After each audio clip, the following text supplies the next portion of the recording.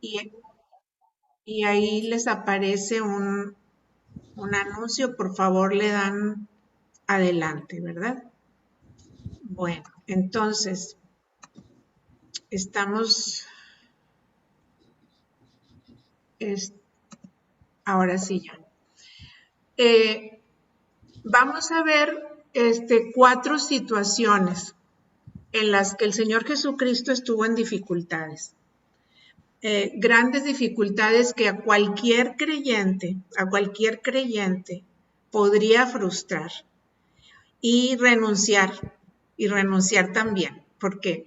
Porque de veras que ese pensamiento llega a nuestra mente muchas veces de decir, no, pues ya, hasta aquí llego, no, pues ya se presentan muchas dificultades, ¿para qué le voy a seguir?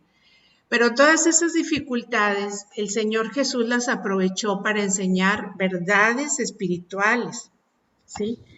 Él en repetidas ocasiones dijo, yo he venido de Dios como maestro. Eso lo vemos en Juan 3:2. Cristo fue reconocido como maestro, un maestro cortés, compasivo, con cualquier tipo de persona. En lugar de desesperarse, en lugar de criticar, el Señor abrazaba a las personas, les tenía compasión y enseñaba de esa manera, con compasión, ¿verdad? Cristo, entonces vamos a estudiar 4 situaciones que enfrentó el Señor Jesús y en las que estas situaciones Él las aprovechaba como oportunidades para revelarse a sí mismo y a sus discípulos y también a sus enemigos, ¿verdad? Porque se levantaron muchas personas que no estaban de acuerdo con su ministerio, especialmente los dirigentes judíos, que fueron sus principales enemigos de duro corazón, a los que, y también enseñaba a los que escuchaban y lo desechaban, ¿verdad? Siempre reveló las verdades de su Padre y en este caso su autoridad, en esta tarde vamos a ver su autoridad como hijo de Dios. Y la primera situación que encontramos es en Juan, en el capítulo 2,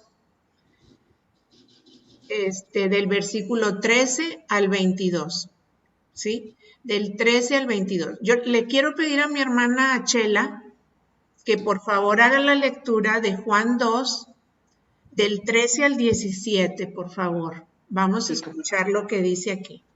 Así dice la palabra de Dios.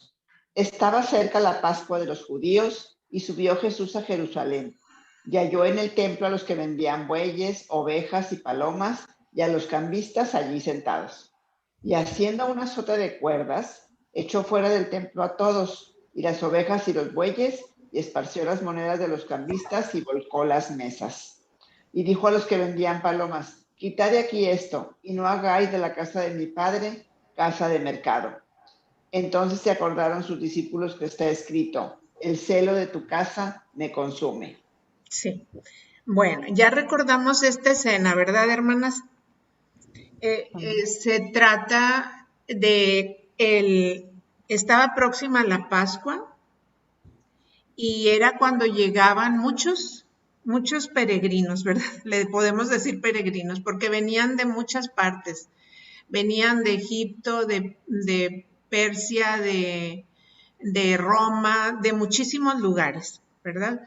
Y las prácticas en ese tiempo, las prácticas generales de ese tiempo era, ay, pues tremendo, hermanas, lo acabamos de leer, se llenaba de mesas de los hombres que cambiaban las monedas que llegaban. Una de las prácticas que había en ese tiempo era que todos los varones tenían que dar como un impuesto al templo. Ese era como era como el impuesto de admisión. Yo lo entiendo así como impuesto de admisión, ¿verdad? Y tenía que ser en monedas de plata, pero plata pura, ¿sí? Entonces, el dinero que traían todos tenían que ser cambiadas por estos banqueros, vamos a decir en nuestras palabras de hoy, ¿verdad? Eran como tipo banqueros que estaban ahí para hacer ese tipo de transacciones, ¿verdad? Pero, ¿qué pasó? Pues, ¿qué fue lo que vio el Señor Jesús? ¿Por qué se indignó tanto el Señor Jesús? Porque vio que estas personas hacían el tipo de cambio, pues como más les convenía a ellos como negociantes, como comerciantes, ¿verdad? Se veía que había ganancias desmedidas, había avaricia, había explotación, ¿sí? Había extorsión en la casa de oración y lo hacían en el nombre de la religión, ¿sí? Entendemos, hermanas, si era un hecho que el templo era el símbolo de la presencia de Dios. Se hacía el culto para adorar a Dios. El principal objetivo era llevar el sacrificio, ofrecer el sacrificio, pedir perdón a Dios por los pecados y que Dios los perdonara, ¿verdad? Y simbolizaba la presencia de Dios. Entonces también se practicaba la venta de los animales que se llevaban para sacrificio, ¿verdad? Entonces, aparte de las mesas de los cambistas, pues también era un lugar donde estaban todos los animales que ellos llevaban para ofrecer, ¿verdad? Desde palomas, dice aquí en lo que leyó Chela, dice, Bueyes los y echó, ovejas. sí, a ovejas, vacunos, es que creo que tengo otra traducción, echó a todos del templo junto con las ovejas y los vacunos, ¿sí? Había se estaba viendo una explotación, ¿verdad? Entonces, el adorador, la persona que iba, el creyente que iba, estaba obligado a pagar cualquier precio que pidiera el vendedor. Y se veía claramente una explotación a los mismos peregrinos. Precisamente por eso Jesús no soportó, se indignó, ¿verdad? Porque se había perdido el sentido de la verdadera adoración, se había perdido la solemnidad, ¿sí? Se había perdido el sentido de la oración ante la presencia de Dios bajo todas estas circunstancias que ellos tenían que vivir y que pues a lo mejor probablemente sería la única vez que fueran porque era una vez al año. No todos podrían viajar desde los lugares de residencia. Entonces, pues estaban obligados a pagar y estaban obligados a conseguir lo que ellos necesitaban para poder ofrecer a Dios, ¿verdad? El culto que se ofrecía cada año. Sí. Entonces, lo que hace Jesús expuso a los comerciantes, ¿verdad? Porque vio que amaban más al dinero, que había avaricia, que había trampa. Y Jesús los expuso. ¿Y qué hizo? Pues se mostró el Señor Jesús de una manera que nunca nadie lo había visto, ¿sí? Él solo, con esas cuerdas que él preparó, corrió a todos, los sacó, los despojó de sus mesas y arrojó las mesas y el dinero que tenían ahí y de una, yo me imagino que de una forma violenta, ¿verdad? ¿Por qué? Porque estaba indignado, ¿sí? Y él solo lo hizo, él solo lo hizo. Nosotros hemos escuchado aquí en Monterrey cuando llegan policías a decomisar artículos en los mercados y son muchos, van muchas patrullas, van muchos policías. En este caso el Señor Jesús lo hizo él solo completamente. Entonces podemos ver que él tenía mucha fuerza física y un poder espiritual, porque imagínense enfrentarse a bancarios, a comerciantes, a los dirigentes del templo, y lo hizo con mucho valor y determinación, ¿verdad? Ahí declaró su deidad, porque él dijo en el versículo 16, a los que vendían palomas les dijo, quiten de aquí estas cosas y no hagan más de la casa de mi padre, ¿sí? Casa de Mercado. ¿Sí? Casa de mercado. Pero él estaba diciendo, esta es la casa de mi padre, ¿cómo se atreven a hacer esto? Estaba indignado. Sí, yo no sé si ustedes han vivido eso, ¿sí? Que al papá de ustedes alguien les falte al respeto. No, pues sí, sí nos indignamos, hermano, sí nos indignamos. Entonces, el Señor Jesús no solo se indignó, sino que ahí les dijo, esta es la casa de mi Padre, ¿por qué se atreven a hacer esto? ¿Verdad? Entonces, pues vemos la reacción. Los discípulos recordaron unas palabras en el Salmo 69:9, que dice, me consumió el celo de tu casa. Fíjense qué maravillosas profecías encontramos en el Antiguo Testamento. Jesús dijo, no Jesús dijo, el Salmo dice, me consumió el celo de tu casa. Y los discípulos lo recordaron estas palabras que ya las habían leído en el Antiguo Testamento. Y luego la respuesta de los dirigentes judíos, un reclamo, le dicen, ¿qué señales nos muestras para hacer esto? Claro que se opusieron, claro que no les cayó bien lo que el Señor Jesús estaba haciendo, ¿sí? Se opuso ahí a todos los líderes económicos que había en ese momento, ¿verdad? Y él les contesta una cosa que no la entendieron. Les dijo en el versículo 19, respondió Jesús y les dijo, destruyan este templo y en 3 días lo levantaré. ¿Sí? Destruyan este templo ¿y qué dijeron ellos?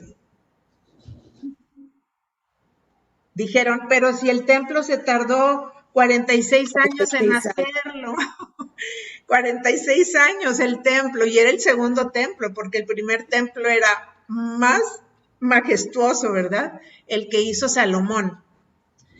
El segundo templo también era una maravilla de arquitectura, ¿verdad? 46 años se tardó.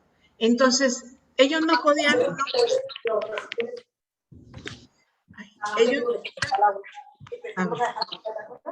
A ver, un momentito, vamos a ver el sonido. ¿Se escucha algo, verdad? ¿Una interferencia o no? Sí. Ya se quitó. Ya se fue. Ok, hermanas, entonces. Marta quiere participar, Consuelo. Dime, Marta.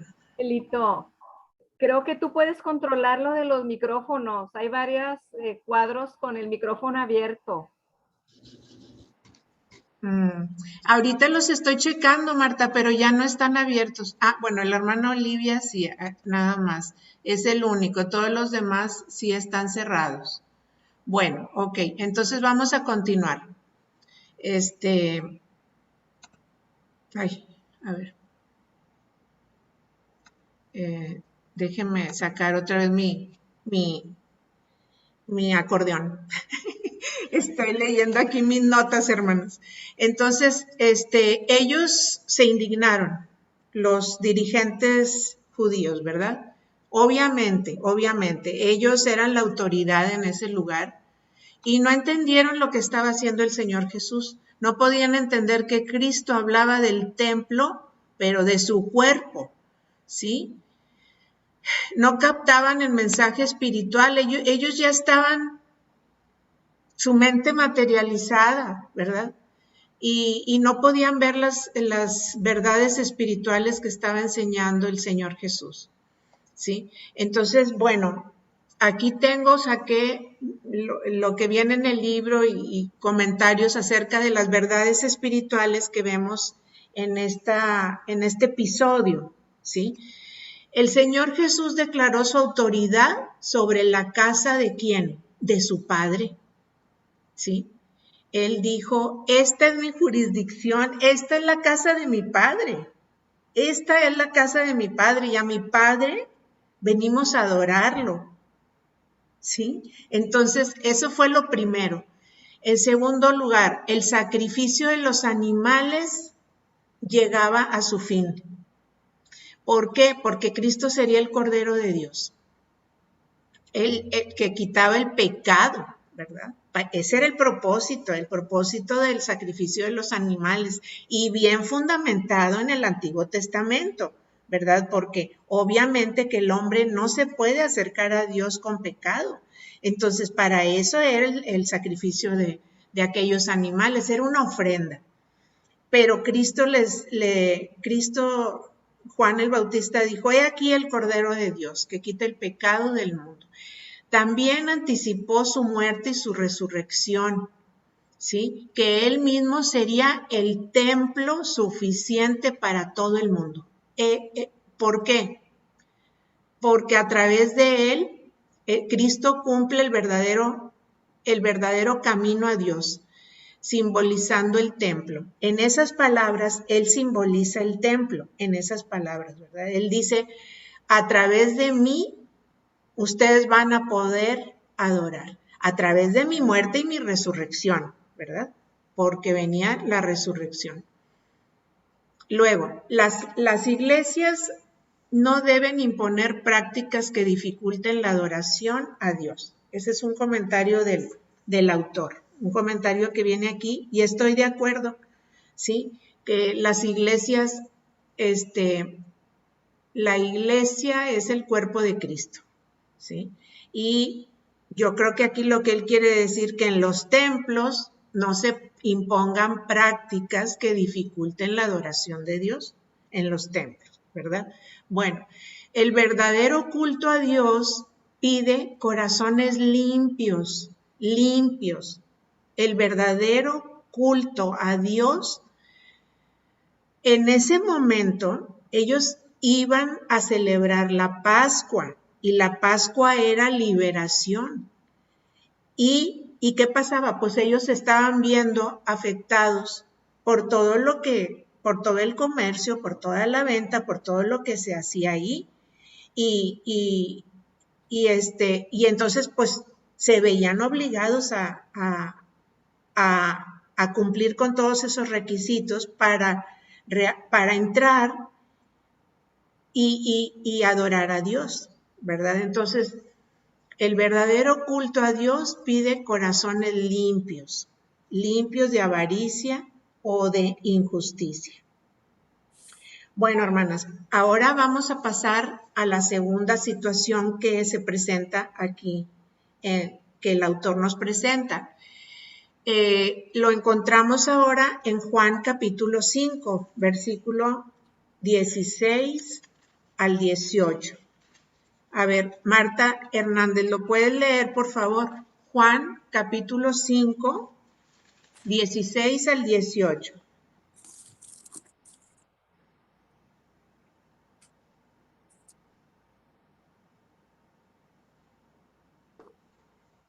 Dice así, y por esta causa los judíos perseguían a Jesús y procuraban matarle, porque hacía estas cosas en el día de reposo.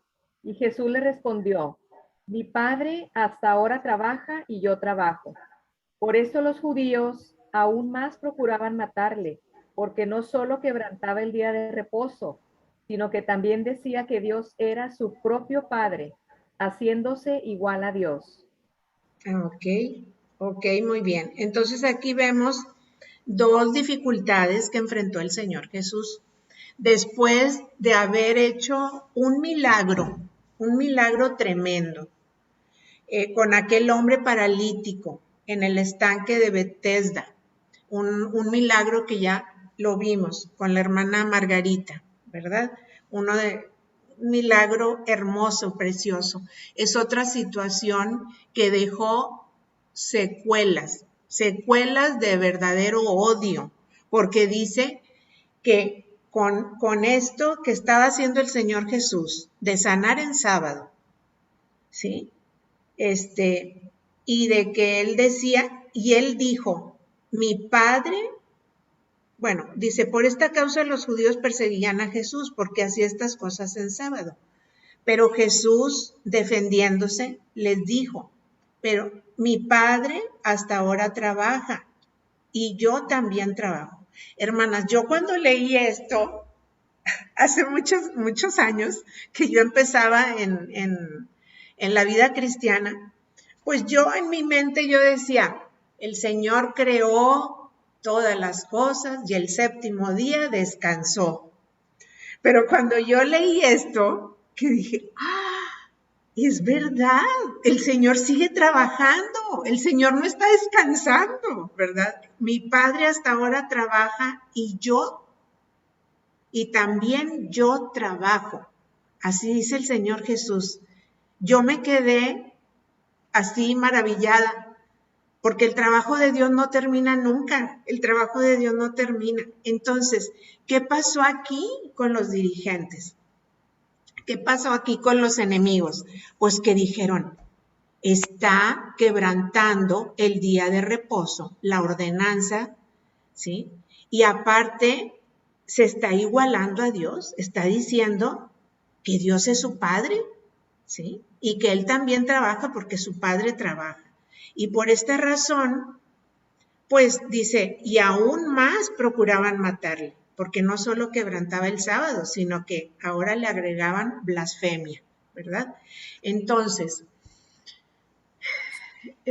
ya leímos Juan 5 del 16 al 18. Entonces, ¿qué fue lo que produjo en los enemigos del Señor Jesús? Odio, prejuicio, incredulidad, ¿sí? Pero el Señor Jesús revierte esto y entonces les dice, el Hijo de Dios era y será el manantial de vida, ¿sí? Eso es lo que les va a enseñar a continuación. Les dice, yo Jesús soy el manantial de vida, en mí está la vida, ¿sí? Entonces, en el versículo 18 dice, bueno, que procuraban matarlo, pero del 19 al 30 vemos, del versículo 19 al 30, dice, Jesús declara abiertamente que Él era el escogido, que Él era el Mesías, el ungido, y además estaba sustentando sus palabras con ese milagro de sanidad que acababan de ver en el estanque, ¿sí? Entonces, Él les enseña varias cosas. Él habla de su relación con el Padre, ¿sí? Habla de su relación con el Padre y les dice, Dios resucita a los muertos y les da vida. En el versículo, vamos a ver, en el versículo 21, dice, porque así como el Padre resucita a los muertos y les da vida, así también el Hijo da vida a los que quiere, ¿sí? Porque el Padre no juzga a nadie, sino que todo el juicio lo dio al Hijo, para que todos honren al Hijo como honran al Padre. El que no honra al Hijo, no honra al Padre que lo envió. ¿Se imaginan ustedes, los oyentes, lo que pensaron, lo que sentían cuando estaban escuchando las palabras de Jesús?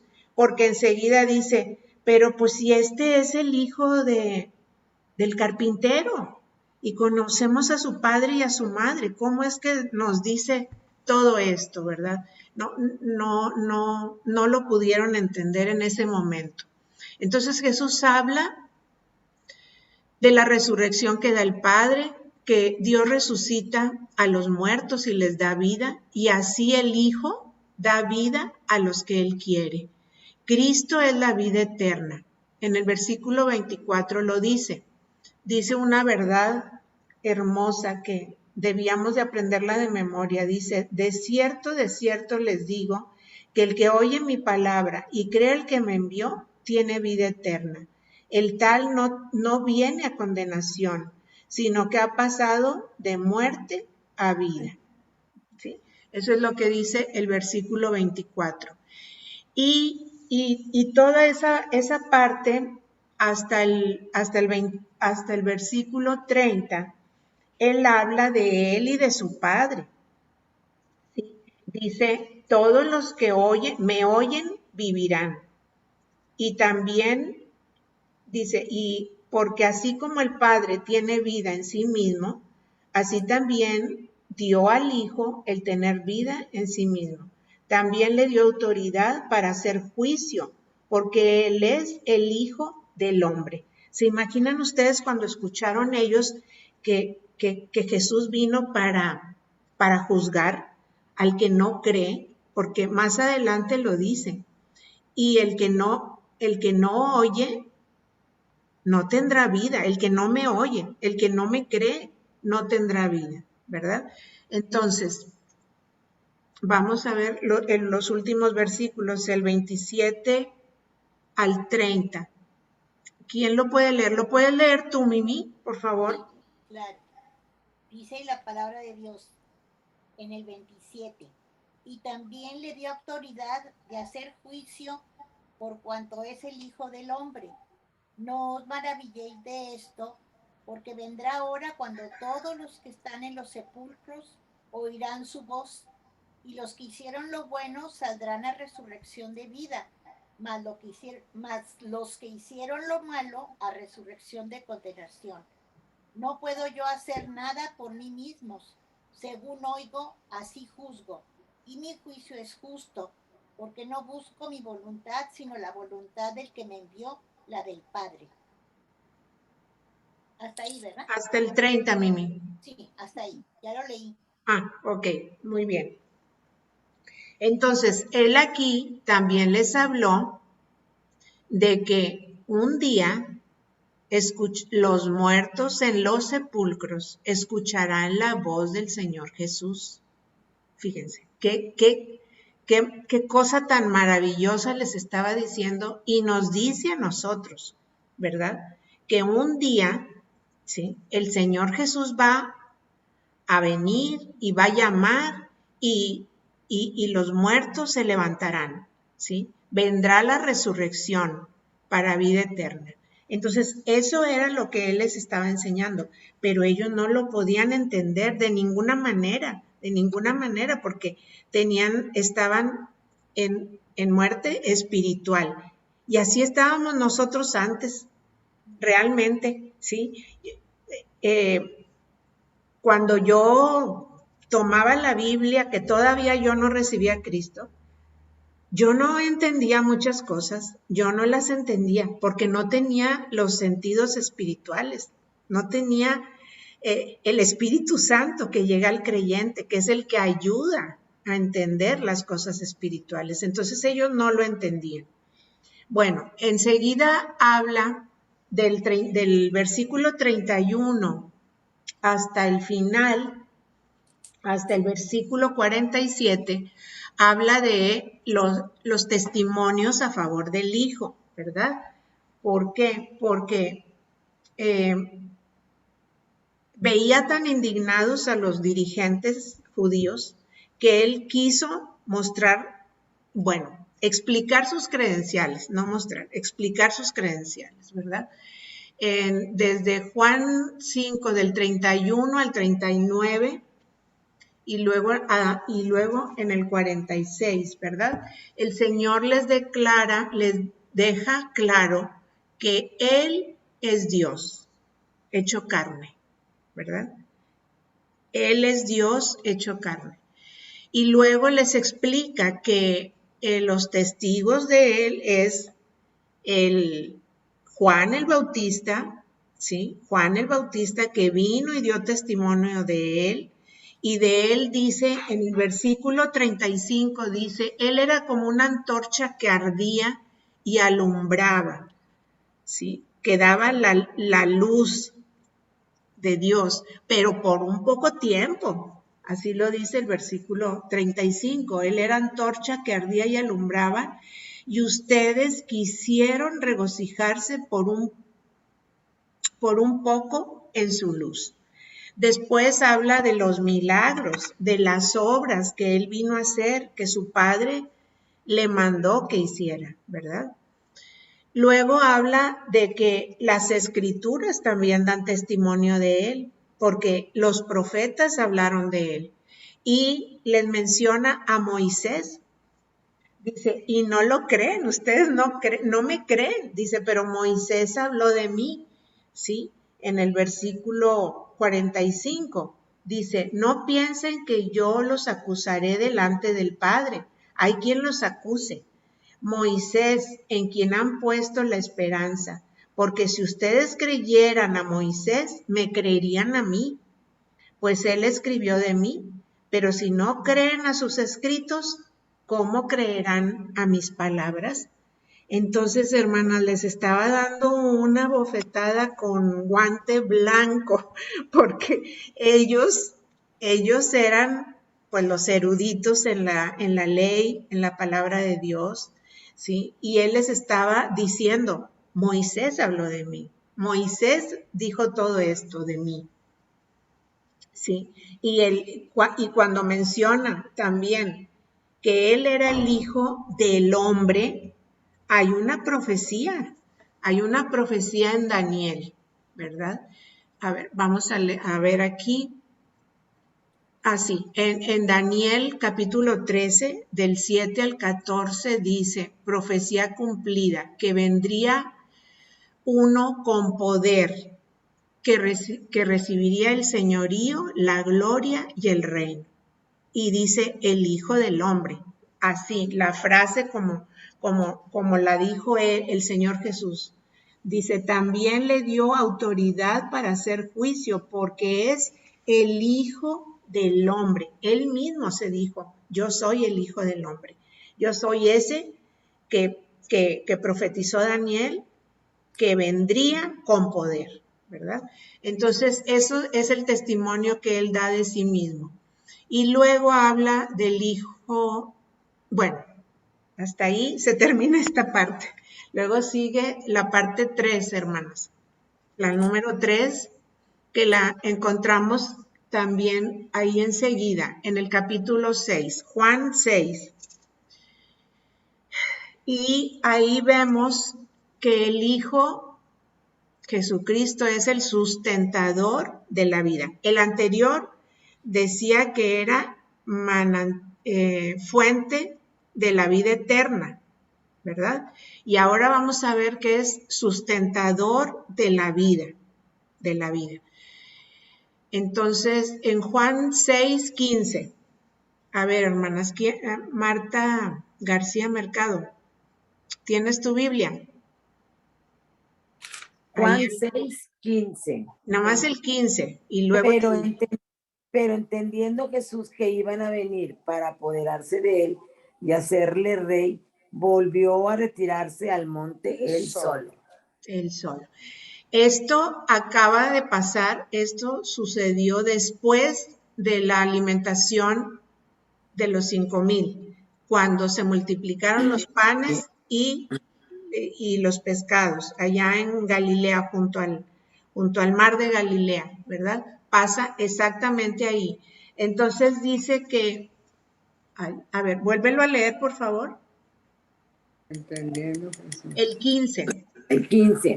Entendiendo. Pero entendiendo Jesús que iban a venir para apoderarse de él y hacerle rey, volvió a retirarse al monte solo. Sí, ok. ¿De qué está hablando? Está hablando de que la multitud quería nombrarlo rey. rey de los judíos, y se querían liberar de la autoridad de los romanos, ¿sí? Sí, las multitudes vinieron tras de él con la pretensión de hacerlo rey de los judíos, ¿sí? Pero también, él acababa de hacer un milagro portentoso, acababa de alimentar a 5,000 hombres, ¿sí? Y habían recogido todo lo que había sobrado. Entonces, ahora, Marta, vas a leer del versículo 26 en el capítulo 6, el versículo 26 nada más el 26.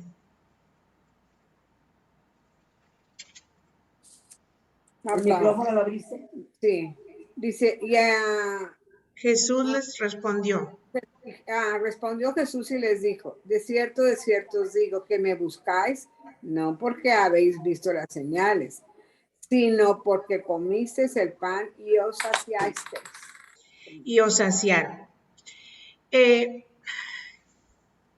hacerlo rey como para las cosas materiales, para que les pudiera proveer. Exactamente. Vieron muchos milagros, vieron todas las cosas que el Señor Jesús hacía, que nadie lo podía hacer. Entonces ellos dijeron, Él va a ser nuestro rey, queremos que Él sea nuestro rey. Pues nos puede dar pan, ya no nos vamos a mortificar de los trabajos duros que tenemos, ¿verdad? Entonces, pero seguramente que el Señor Jesús no dijo estas palabras con mucha alegría. Él estaba pensando tristemente de que lo seguían por el pan físico que veían, ¿verdad? Dice, pensamos en lo triste que debió haber sido el tono del Señor Jesús al hablarles de esta manera, ¿sí? Los milagros mal entendidos de las personas no entendían, ¿verdad? Malentendían los milagros del Señor, porque no veían las cosas espirituales, sino que la multitud perdía de vista lo espiritual, solo veían lo material. ¿Sí? Dejaron de ver a Cristo como el pan del cielo. Ya les había explicado que Él era el pan del cielo, que Él era que no era Moisés, no era el pan de Moisés, era el pan de Dios, ¿verdad? Y como pan, ¿qué quería decir? Soy el alimento, así como el pan lo debes de tomar todos los días, así a mí me debes de considerar y tener una buena relación conmigo, porque soy el pan del cielo, soy el pan de vida. Pero se los dijo y ya no se acordaban, o no lo querían entender, ¿verdad? Entonces, dejaron de ver a Cristo como el pan del cielo. Recordemos que Jesús, frente a los problemas, los convertía en experiencia de enseñanza para todos los de corazón moldeable. El Señor Jesús no renunció, no dijo, no, yo ya me voy, ya me cansé, porque estas personas me van a seguir por todos lados para que les dé pan. No dijo nada de eso, no dijo nada de eso. Tuvo compasión, ¿verdad? Tuvo compasión. Ok, entonces vamos a ver ahora del 27 al 35. Del 27 al 35. Aquí no lo vamos a leer. Yo les voy a comentar lo que dice el versículo 27. ¿Sí? Bueno, el 26 ya lo leyó Estela. Dice, ustedes se saciaron de pan y por eso me siguen. Entonces, él les dice algo muy importante, pero muy importante, que yo lo tomo para mí, hermanos. Dice, trabajen, el 27, trabajen por la comida que es para vida eterna. Trabajen por la comida que es para vida eterna. Eso les dijo en el versículo 27, ¿sí? Y enseguida ellos le preguntan, pues, ¿qué haremos? Porque no entendían qué quería decir trabajar por la comida de vida eterna, ¿verdad? Pues, ¿qué haremos entonces? Le dijeron en el 28. Y él les contesta, trabajen por la comida que es para vida eterna. Esta es la obra de Dios, que crean en el Hijo de Dios que ha venido. Yo soy el pan de vida, les volvió a decir. Bueno, esto lo viene en el versículo 28. ¿Qué haremos para realizar las obras de Dios? Y respondió Jesús, esta es la obra de Dios. Muy sencillo, se los dijo en una frase, que crean en aquel que Él ha enviado, que crean en Jesucristo. Que crean en Jesucristo. Y entonces ellos le dicen, ¿y qué señal nos das para creer? ¿Qué señal nos das para creer?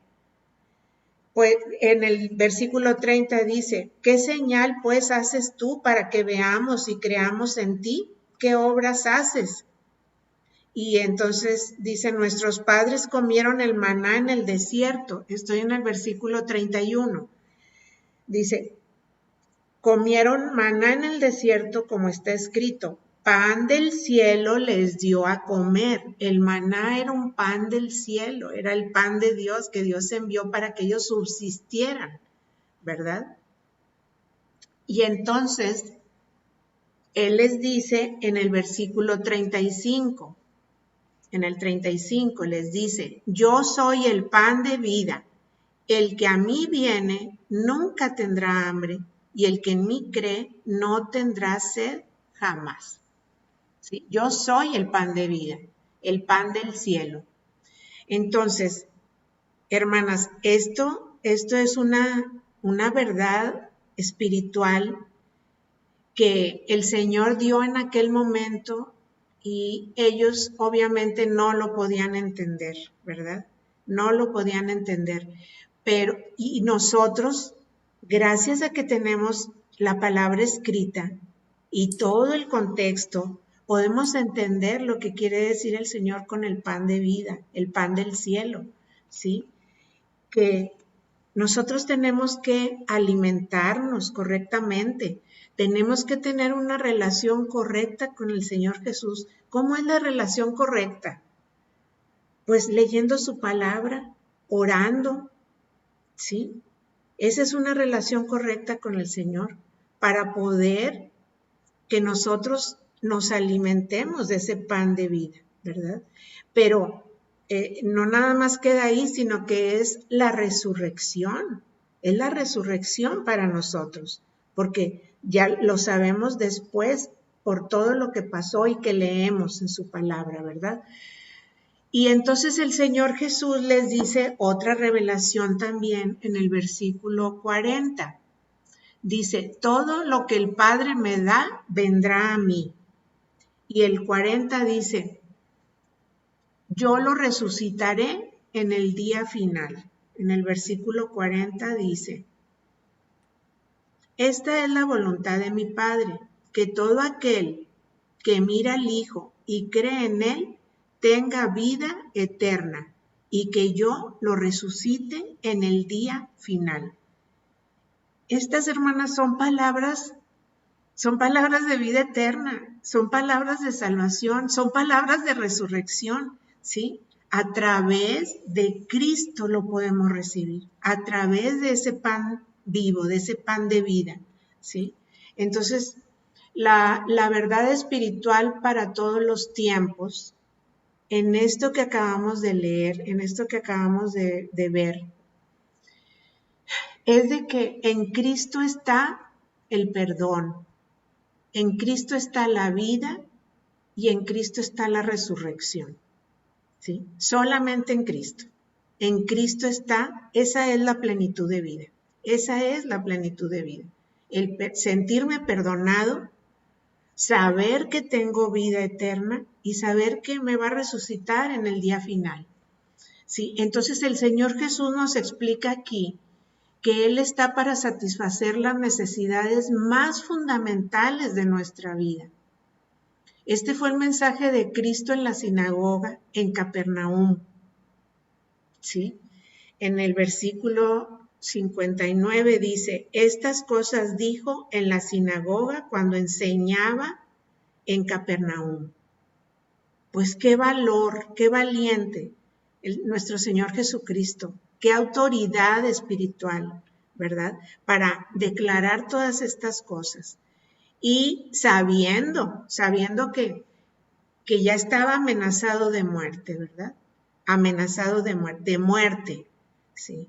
Entonces, hermanas, estas palabras son también para nosotros, también son para nosotros en el día de hoy.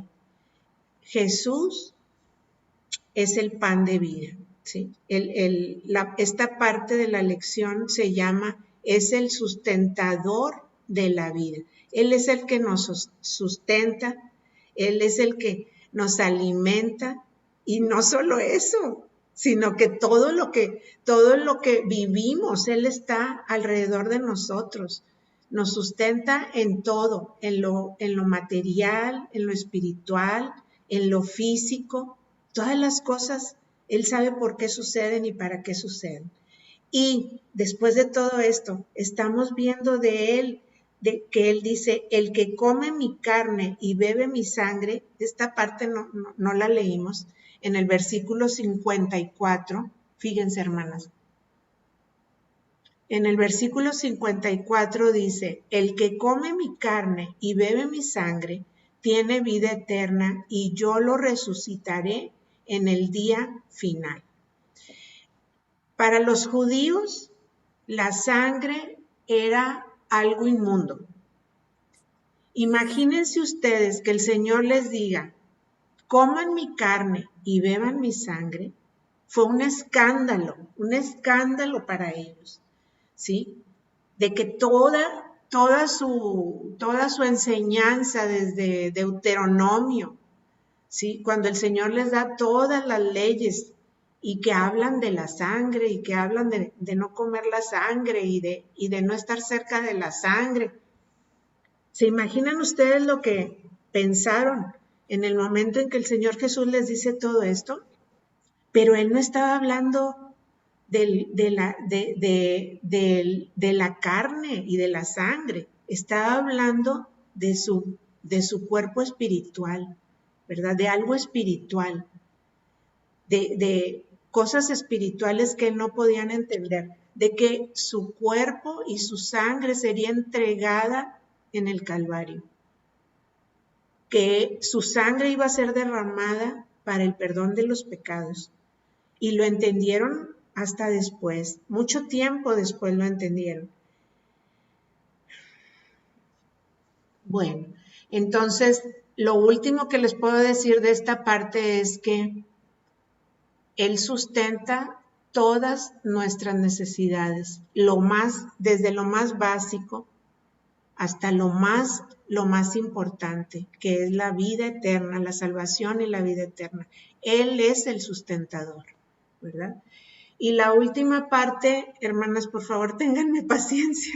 La última parte, la cuarta situación que se presenta, en donde el Señor Jesús, pues se siente triste, se siente solo, porque fíjense, lo vamos a ver, se titula Jesús prueba a sus discípulos, y lo vemos en Juan capítulo 6, del 60 al 71. No lo vamos a leer todo, ¿verdad? Del 60 al 71. Yo lo voy a ir desglosando aquí, ¿verdad? Lo primero que vemos en el versículo 60, acordémonos, esta parte se llama Jesús prueba a sus discípulos, los pone a prueba, los confronta, ¿sí? Dice, entonces, el versículo 60, capítulo 6 dice, entonces, al oírlo, muchos de sus discípulos dijeron, dura es esta palabra, ¿quién la puede oír? Y sabiendo Jesús en sí mismo que sus discípulos, murmuraban de esto, les dijo, ¿esto los escandaliza? Y si vieran al Hijo del Hombre subir a donde estaba primero, pues sería algo que es tremendamente escandaloso, ¿verdad? Para ellos. Entonces dice, el espíritu es el que da vida.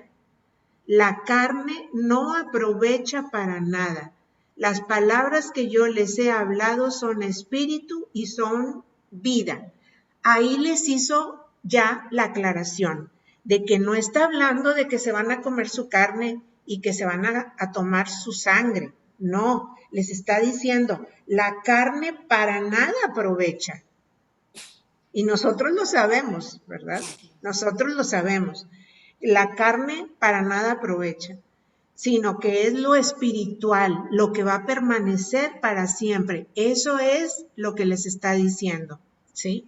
Entonces, muchos de los discípulos se alejaron, lo abandonaron. ¿Por qué? Porque no creían en realidad. Lo seguían, yo creo que nada más para como curiosidad, pero ni le creían ni lo amaban, ¿verdad? Porque después lo dice, ustedes ni me aman, ni me creen, y menos me van a obedecer. Entonces dice, el espíritu, ya lo dijimos, el espíritu es el que da vida. Y les dice a sus discípulos, ¿ustedes también se quieren ir? ¿Sí? Y entonces ahí es cuando Pedro le contesta, Señor, ¿a quién iremos?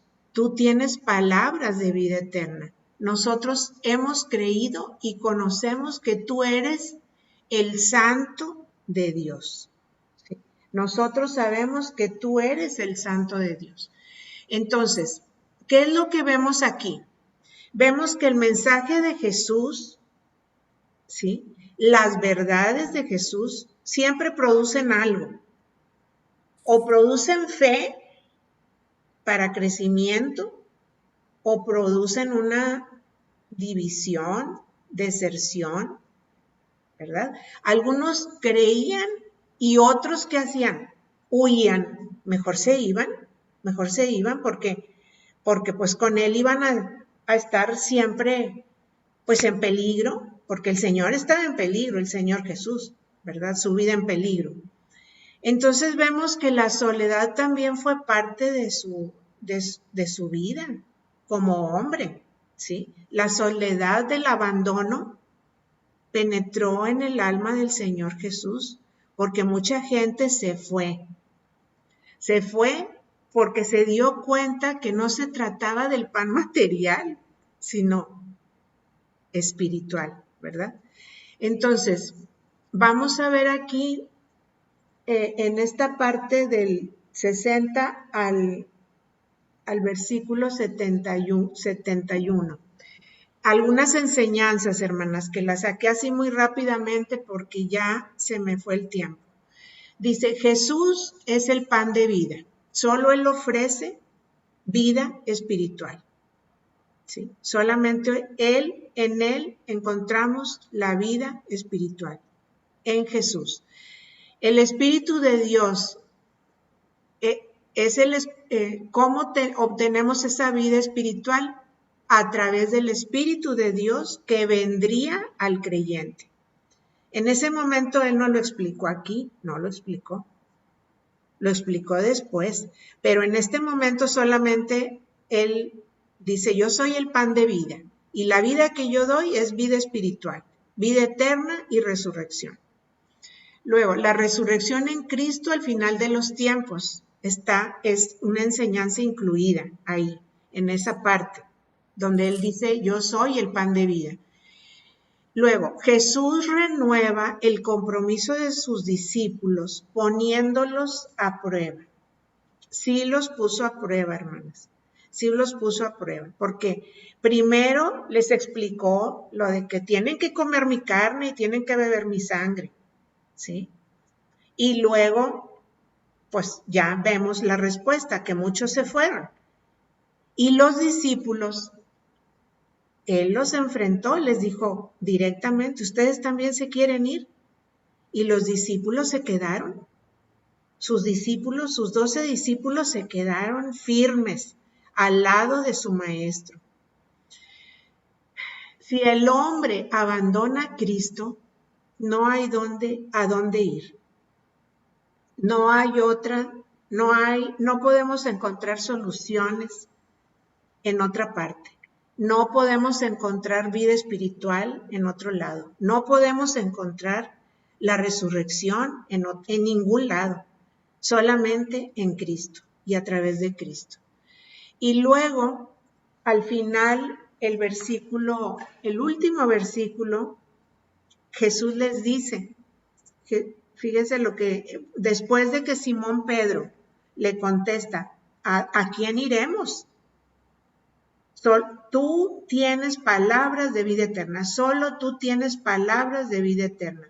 Y nosotros hemos creído y conocemos que tú eres el Santo de Dios. Sí, cuando Él dice hemos creído, hermanas, tenemos que entender que creer en Cristo no es creer una sola vez, un solo día. Es creer en Él y seguir en Él y mantenernos en Él y mantener nuestra fe y seguir buscándolo y seguir alimentándonos y nos caemos y seguimos con Él y tenemos tropiezos y dificultades y seguimos con Él. Eso quiere decir, hemos creído, ¿sí? Y nosotros hemos creído y conocido que tú eres el Santo de Dios. Es de aquí hasta que el Señor nos llame. Eso es creer en Él, ¿sí? Y el final de este capítulo dice así, Jesús les respondió, ay, muy hermoso. Él les dijo, yo los escogí a ustedes. No los escogí yo a ustedes, 12, y uno de ustedes es diablo. Fíjense hasta dónde llega el amor del Señor. Él sabe, Él nos conoce, Él sabe quiénes somos. Por eso acá en otra parte dice, y los que hicieron el bien resucitarán, y los que no hicieron el bien no resucitarán. Así lo dice acá cuando Él habla del pan de vida, que Él es la resurrección. Él les dice, yo los escogí a ustedes y uno de ustedes es el diablo, ¿sí? Hablaba de Judas, hijo de Simón Iscariote, porque siendo uno de los 12, estaba por entregarlo. Esto es una predicción, la predicción más trágica para la vida del Señor Jesús. Él sabía lo que venía después. Él sabía que uno lo iba a entregar, ¿sí? La traición de Judas. Él se los avisó, los estaba preparando, ¿verdad? Los estaba preparando. Y pues, hermanas, ya terminamos el capítulo 6. Este es el capítulo 6. Y pues le doy gracias a Dios porque está muy largo. Son pasajes muy largos, son discursos. Uno de ellos es el discurso más largo que dio el Señor Jesús acerca del pan de vida. Y es tan difícil resumirlo así en poquitas palabras. Y pues espero, hermanas, que esto haya servido de edificación, que sirva de edificación para nuestras vidas, como sirvió para mí también, un mensaje de Dios para mi vida, ¿verdad? Entonces, pues aquí terminamos ya el capítulo 6